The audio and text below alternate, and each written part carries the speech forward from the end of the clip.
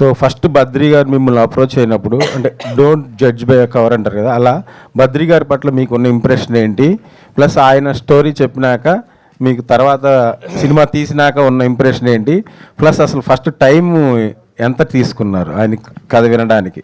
So Badri మీద నాకు first వచ్చిన ఇంప్రెషనే ఇప్పుడు కూడా ఉంది సేమ్, అది అసలు మారలేదు. అది బద్రీ టాలెంట్ అనమాట. ఆయన పెద్ద మ్యానిపులేటరో ఏంటో నాకు తెలియదు.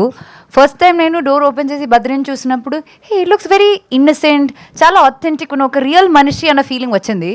నరేషన్ టైంలో కూడా అదే నాకు అనిపించింది. అంటే మీరు సినిమాలో ప్రతి ఫ్రేమ్ చూసినా మీకు అర్థమవుతుంది అంటే how real it is, real location and how real characters are. వాళ్ళందరికీ ఉన్న కాన్ఫ్లిక్ట్స్ కావచ్చు, సిచ్యువేషన్ కావచ్చు. It felt like he's a real person who had చెప్పినట్టు ఆయన అబ్జర్వేషన్ వల్ల అనుకుంటా రియల్ ఇన్సిడెంట్స్ని ఎక్స్ట్రాక్ట్ చేసుకుని అది కరెక్ట్గా బ్లెండ్ చేసి ఒక సినిమాలా he put it in front of me. So ఆ ఒక మట్టి వాసన అని చెప్తాం కదా, ఆయన నరేషన్ ఇచ్చినప్పుడు నాకు అది కనిపించింది. నేను దానికోసమే వెంటనే సినిమా ఒప్పుకున్నాను. Because I saw purity in his eyes. అంటే మనకి పర్సనల్ విషయం తెలియదు కానీ మా దగ్గర అయితే ప్యూరిటీకి చాలా ఉందండి. అది చెప్తాను నేను. అనుపమ గారు అయితే మీరు ఇంతకుముందు టిల్లు స్క్వేర్ టైంలో చెప్పారు నేను ఎప్పుడు అలాంటి సినిమాలు ఎందుకు చేయాలి అందుకని చెప్పి కొత్తగా ట్రై చేస్తున్నాను. బట్ సర్ప్రైజింగ్లీ ఆ సినిమాలో మీ క్యారెక్టర్ చాలా బాగుంది, మిమ్మల్ని అందరూ యాక్సెప్ట్ చేశారు.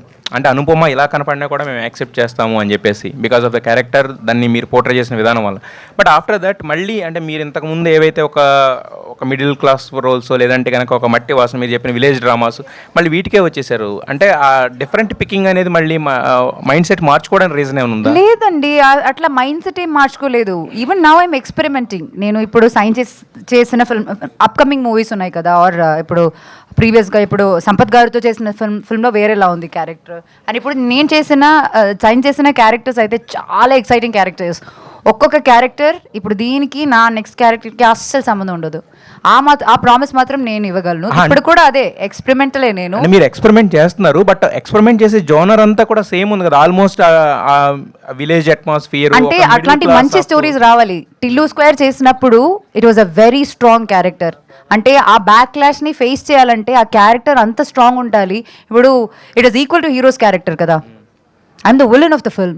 ఒక అమ్మాయికి అంత స్క్రీన్ స్పేస్ ఒక సినిమాలో అంత స్ట్రాంగ్ క్యారెక్టర్ రావడం అది చాలా కష్టం.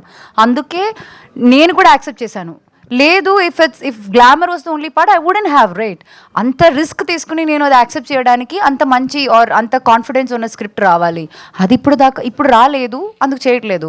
ఒకవేళ అట్లాంటి ఒక స్క్రిప్ట్ వస్తే మనకి తెలియదు, రావాలని కోరుకుంటున్నాం, అలాంటి చేయాలని కోరుకుంటున్నాం. నరేష్ గారు, because you are someone who stayed very private yet connected to the fans through your social media accounts. ఎందుకంటే you have done reels అంతా కూడా, but venting it out whatever happened in the past few days through social media, was that really necessary?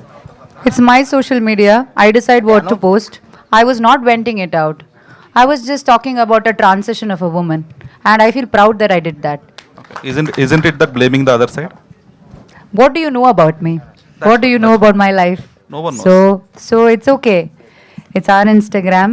We post whatever we like. Right. That's it. That's it.